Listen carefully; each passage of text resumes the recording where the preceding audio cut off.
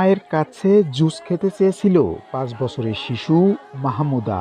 এতে ক্ষুব্ধ হয়ে জুসের বোতলে বিষ ঢুকিয়ে প্রাণ নিল সৎমা হুমায়রা।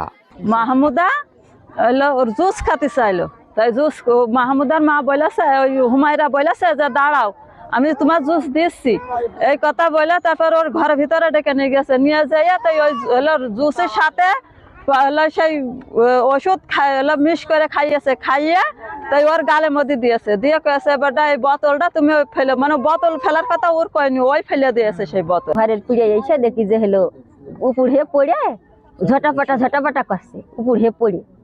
এবার আমার সন্ধ্যাবেলা এবার আমার ডাকছে কি, ও বউ, আমি কাছে মধ্যে তুমি কি হচ্ছে, তা কাছে ও বউ আমার খুব অসুবিধা হচ্ছে, আমার ভালো লাগছে না, আমার বুকের মধ্যে জ্বলে পুড়ে যাচ্ছে, সারা বমি করাও সারা। আমি কাছে মধ্যে তুমি কি খেলে, ও জান তুমি কি খেলে, ওর মধ্যে তুমি এটা কোনে পেলে, কষা আমার মা খাইয়ে দিয়েছে।